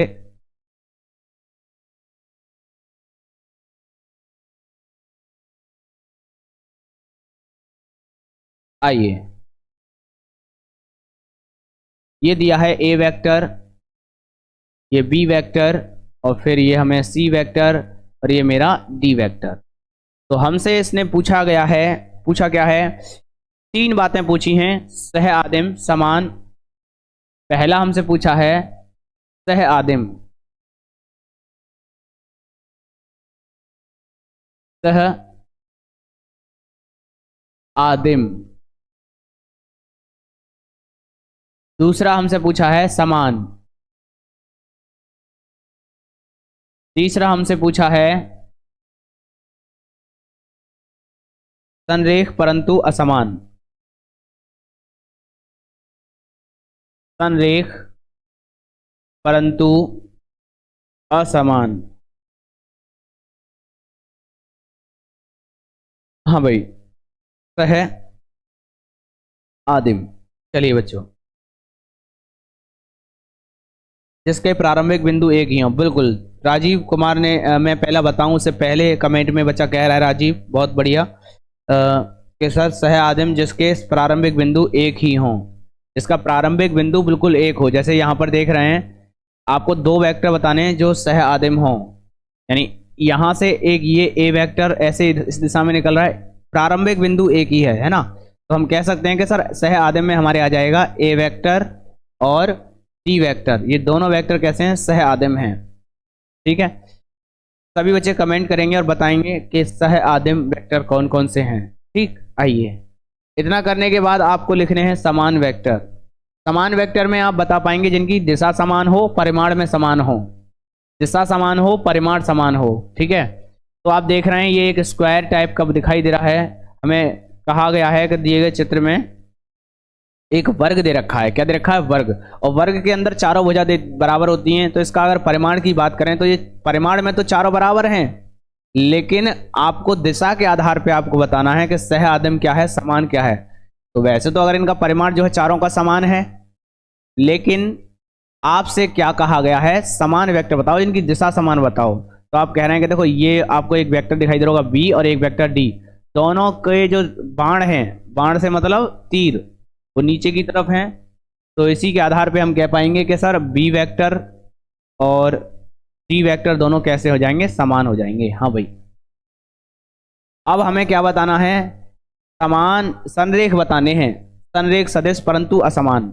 अच्छा, परिमाण में समान नहीं लेकिन दिशा में असमान, क्योंकि परिमाण में तो पहले से ही बराबर हैं, संरेख तो वो पहले से ही मतलब संरेख तो होंगे सभी, लेकिन दिशा में असमान हो, एक जा रहा है इधर तो दूसरा जा रहा है इधर। आप देखें यहां पर आप कह पाएंगे ए वेक्टर और हमारा सी वेक्टर, ये कैसा हो जाएगा, संरेख असमान। ठीक है भाई, 10.2 में मैं आपको बता दूं, 10.2 में सबसे पहले अगर कोई वेक्टर आपको दे दिया तो उस वेक्टर को एक्स आई प्लस वाई जे, एक बार फिर से कंसेप्ट नोट करेंगे, जेड के। ठीक है, ए वेक्टर का अगर आपने परिमाण निकालना है, ए वेक्टर का परिमाण, तो आप इसका मतलब है ए वेक्टर का मोड, जो कि होता है अंडर रूट के अंदर x square plus y square plus z square. ठीक है, आइए ये हमारा हो गया क्या, ए वेक्टर का मोड। अगर अब हम बात करें ए वेक्टर के बारे में, ए वेक्टर का मात्रक सदिश। ठीक है, मात्रक सदिश, या हमसे पूछ लेता है प्रश्नों में, क्या पूछ लेता है, हाँ मात्रक सदिश करके ही देता है, मात्रक सदिश, मात्रक सब में मात्रक सदिश कहेगा। ठीक है, मात्रक सदिश या इकाई सदिश, अभी क्वेश्चन में क्या, मात्रक सदिश क्या होगा, या हम कहते हैं इकाई सदिश, एकांक सदिश, एकांक सदिश। ये होता है हमारा ए वेक्टर का ही हम एकांक सदिश निकालें तो ए कैप बटे ए वेक्टर का मोड। इस तरीके से आप मात्रक सदिश निकाल पाएंगे। ठीक है भाई, आइए, हाँ एक्स वाई और जेड की दिशा में जो इकाई सदिश होते हैं वो आई एक्स की दिशा में होता है, जे वाई की दिशा में होता है और के हमारा जेड की दिशा में होता है। ये हमारे मात्रक सदिश। ठीक, क्या भाई,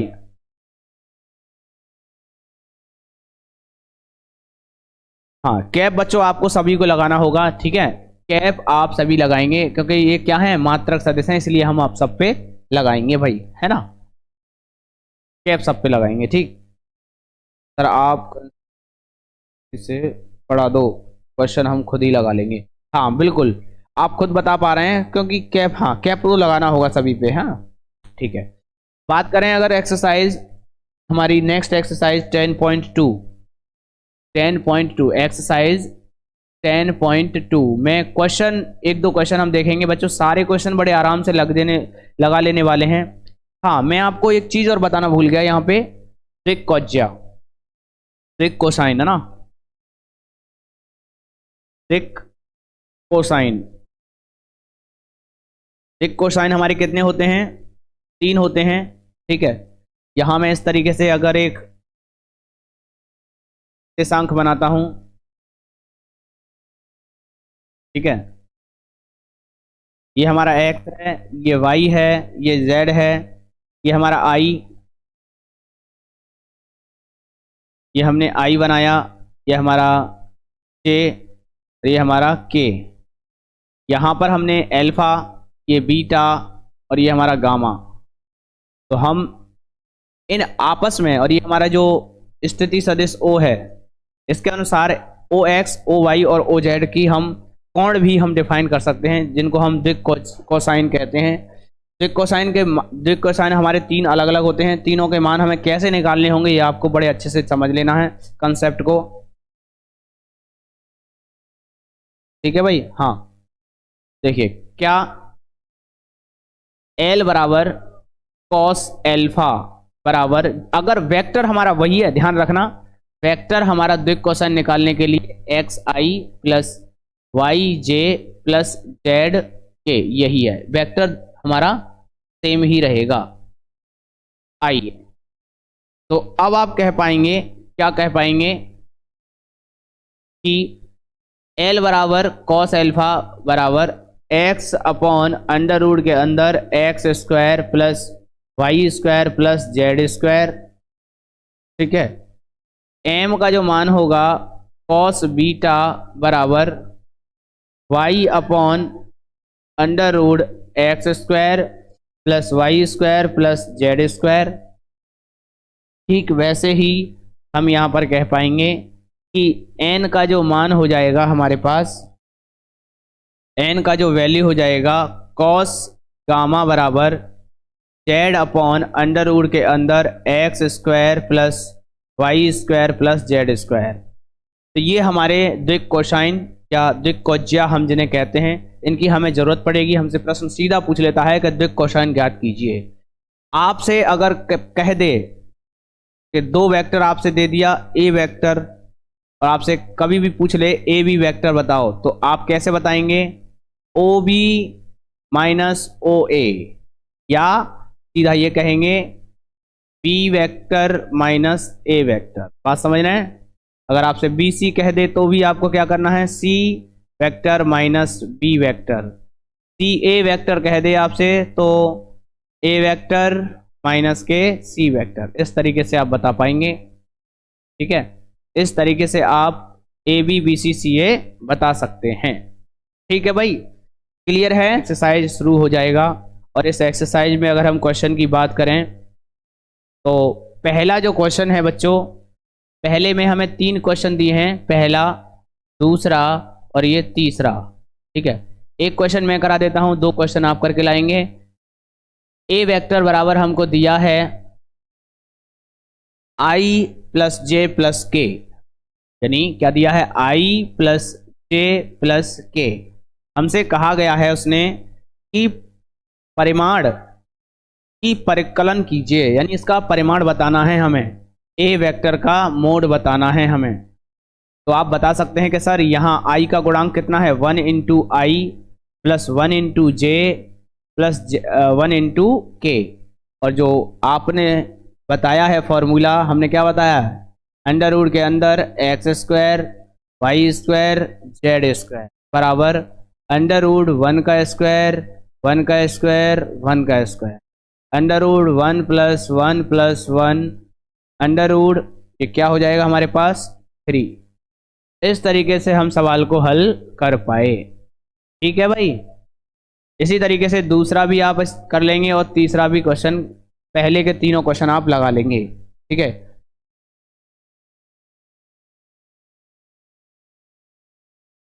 हाँ, सभी को बच्चों आपको कैप लगा लेना है। ठीक है, सभी को आपको जो है क्या लगा लेना है? कैप लगा लेना है। मैक्सिमम नंबर ऑफ क्वेश्चन के चक्कर में कभी कभी क्या होता है, तो कुछ ए वेक्टर का, विशाल भाई जब आते हैं क्वेश्चन। आइए, फिर क्वेश्चन नंबर 2 में हमसे कहा है समान परिमाण वाले 2 विभिन्न सदिश बताने हैं। यानी क्वेश्चन नंबर 2 में हमसे कहा है समान परिमाण वाले 2 भिन्न सदिश, जिनके परिमाण जो है समान हो। तो हमें मान लेने हैं कोई से भी दो वेक्टर जिनके परिमाण समान हो, ए वेक्टर और बी वेक्टर। ठीक है, कहा है समान परिमाण वाले दो भिन्न सदिश। जैसे कि मैं लिख लेता हूं 3i plus 1j plus 2k, या मैं इसको ऐसे भी दूसरा, तो दो सदिश बताने हैं, एक सदिश हमने ये मान लिया, लेकिन दोनों वेक्टरों के परिमाण समान होने चाहिए। तो दूसरा वेक्टर मैं मान लेता हूँ 3 माइनस के 3i माइनस के 2j और माइनस के या माइनस के 1k। इन तीनों वेक्टर के, इन दोनों वेक्टर के जो है बच्चों, इन दोनों वेक्टर्स के परिमाण जो है समान आएंगे अगर आप निकाल दीजिए, वरना ठीक है। देखिए परिमाण जो है दोनों वेक्टर के समान आएंगे। उसने, आप चाहें तो अपने मन से कुछ भी दे सकते हैं, लेकिन उनके परिमाण समान होने चाहिए। जैसे कि अगर मैं यहाँ पर इसका परिमाण निकालूंगा, ए वेक्टर के मोड का जो वैल्यू निकालूंगा, तो आप बता सकते हैं कि 3 का स्क्वायर, 1 का स्क्वायर, 2 का स्क्वायर, तो हो जाएगा हमारे पास 9 प्लस 1 प्लस के 4, हो जाएगा √14। ठीक है, ठीक वैसे ही हम इसका परिमाण निकालेंगे, बी वेक्टर का मोड निकालेंगे, तो हमारे पास आ जाएगा माइनस के 3 का स्क्वायर, माइनस के 2 का स्क्वायर और माइनस के 1 का स्क्वायर बराबर अंडर रूट के अंदर 9 प्लस 4 प्लस 1, ठीक, जो कि हो जाएगा हमारे पास √14। तो आप देख रहे हैं हमने दो ऐसे वेक्टर लिखे हैं, यहाँ पर दोनों वेक्टर ऐसे लिखे हैं जहाँ पर दोनों वेक्टरों के परिमाण तो समान है लेकिन दिशा अलग अलग है। ठीक है भाई, समझ पा रहे हैं?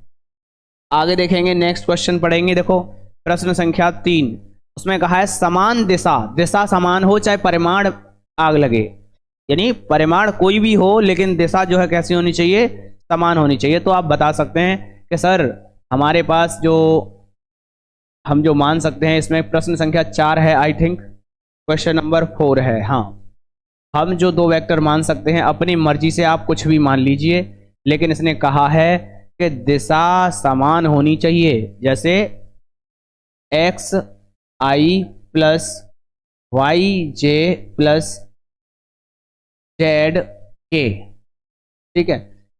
और अब हम कह देते हैं इसमें x/2i plus y/3j plus z/4k। ठीक है, इस तरीके से हमने दो वेक्टर मान लिए, सब पे कैप लगा दीजिए। ठीक है, क्यों? क्योंकि ये i जो है x में, y जो है z में, j जो है y में और k जो है z में, की दिशा में एकांक सदिश होते हैं, इसलिए इनको कैप लगाते हैं, मात्रक सदिश होते हैं ये। ठीक है, आइए अब आप ये कैसे कह पाओगे कि सर ये इनकी दिशा एक जैसी है, इनकी दिशा एक जैसी है, कैसे कह पाओगे भाई? ये जो आई है, आई का जो गुणांक है वो प्लस में है, यहाँ पर भी आई का गुणांक जो x² है वो प्लस में है, यहाँ j का जो गुणांक है y जो वो भी प्लस में है, यहाँ पर j का गुणांक वो भी प्लस में है। यानी आपको उनके साइन देखने हैं, और साइन अगर दोनों के एक जैसे हैं, x y z तीनों के, तो हम कह पाएंगे कि दोनों ही वेक्टर कैसे हैं, समान हैं। इनके एम्पलीट्यूड समान है, ये आप हैं या नहीं, ये हमें ये नहीं दिखाने हैं कि उनके एम्पलीट्यूड। आगे बढ़ेंगे, देखिए प्रश्न संख्या 4 बच्चों, ये था हमारा प्रश्न संख्या 3 जो मैंने अभी कराया है, ये था प्रश्न संख्या 3। ठीक है, क्या है? प्रश्न संख्या 3 था। चौथा प्रश्न कराएंगे। देखो चौथे प्रश्न में हमसे क्या कहा है, हमसे कहा है x और y के मान ज्ञात कीजिए। यदि हमें दिया है 2i प्लस 3j बराबर समान वेक्टर है i प्लस yj, तो आप कह सकते हैं कि x का जो मान है वो क्या हो जाएगा, हमारे पास 2 हो जाएगा। सीधा सा इतना सिंपल क्वेश्चन तो हर कोई कर सकता है। और जो y का जो वैल्यू है वो क्या हो जाएगा, हमारे पास 3 हो जाएगा। ठीक है भाई, आराम से कर लेंगे ना? हाँ भाई, प्रश्न संख्या 5 की अगर बात करें, क्वेश्चन नंबर 5, क्वेश्चन नंबर 5 अगर हम देखेंगे तो हमसे कहा है कि एक सदिश प्रारंभिक बिंदु 2,0 हैं, अंतिम बिंदु -5,7 हैं, तो उनके अदिश और सदिश घटक बताएंगे। ठीक है, अदिश घटक सबसे पहले अगर बात करें अदिश घटक की, अदिश हो चाहे सदिश हो, अंतिम बिंदु में से प्रारंभिक बिंदु घटा देंगे। अदिश घटक बच्चों हमारे हो जाएंगे घटक x, y क्या होंगे, ये हो जाएंगे y2 माइनस y1 और फिर कॉमा x2 माइनस x1। या सीधा मैं आपको बता दूं क्या क्या दे रखे हैं पॉइंट। पॉइंट दे रखे हैं मुझे 2,1 और माइनस के 5,7 ये मुझे दे रखे हैं। हाँ यही दे रखे हैं। तो आप यहाँ से बता सकते हैं y2 minus y1 sorry x2 minus x1 यानी माइनस के 5 माइनस का 2 और सेकंड आ जाएगा हमारे पास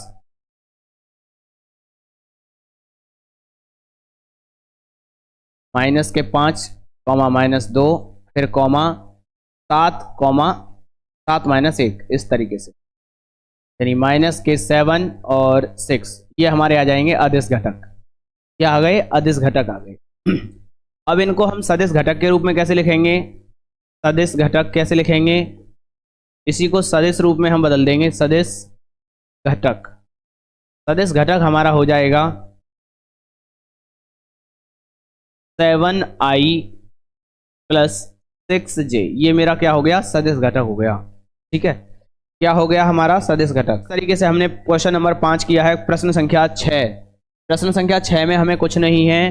प्रश्न संख्या 6 में हमें 3 वेक्टर दे रखे हैं, ए वेक्टर, बी वेक्टर और सी वेक्टर। हमसे पूछा गया है योग, तो a vector plus b vector plus c vector, तीनों वेक्टर को हम क्या कर देंगे, योग कर देंगे। केवल हमको क्या करना है, जोड़ देना है।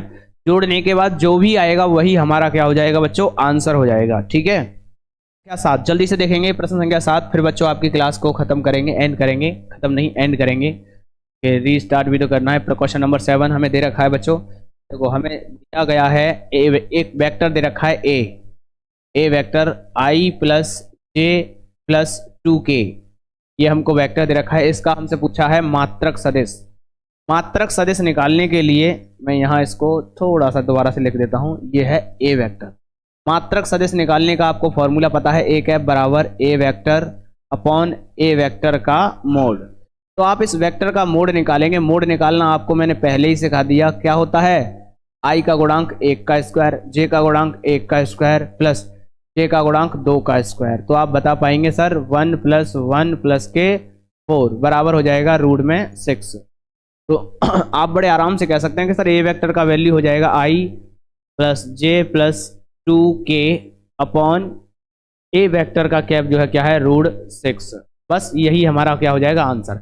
आप चाहें तो आप इसको ऐसे भी लिख सकते हैं कि 1 upon root 6i 1 upon root 6j plus 2 upon root 6k। इस तरीके से बच्चों ये हमारा क्या हो जाएगा, ए कैप हो जाएगा, मात्रक सदिश हो जाएगा। मैंने आपको अच्छे से समझा दिया है, आप अच्छे से समझ पा रहे होंगे। ठीक है भाई, सही है, क्लियर है। आइए, जैसे हमने 8वां प्रश्न भी हमारा प्रश्न संख्या 5 के जैसा है। क्वेश्चन नंबर अगर 8 की बात करें, क्वेश्चन नंबर 8, ठीक है, सेम एज क्वेश्चन नंबर 5, उसमें भी हमें क्या करना है, मैंने बताया क्वेश्चन नंबर 8 है ना। क्यों, पी क्यू कैसे निकालेंगे, ध्यान रखना, पी को आपको 3 बिंदु दे रखे हैं, क्यू के भी आपको 3 बिंदु दे रखे हैं, है ना। पहले इसको सदिश घटक के रूप में लिख लेना, वेक्टर फॉर्म में लिखेंगे। पहले आप क्या लिखेंगे, पी वेक्टर और क्यू वेक्टर, इसको घटक के रूप, सदिश घटक के रूप में लिखेंगे। फिर आपसे पूछा क्या गया है इस प्रश्न में, आपसे पूछा गया है पी क्यू सदिश, तो आपका क्या होगा, क्यू सदिश माइनस पी सदिश। ठीक है भाई, ये आप निकाल लेंगे, ये वेक्टर आप अच्छे से निकाल लेंगे।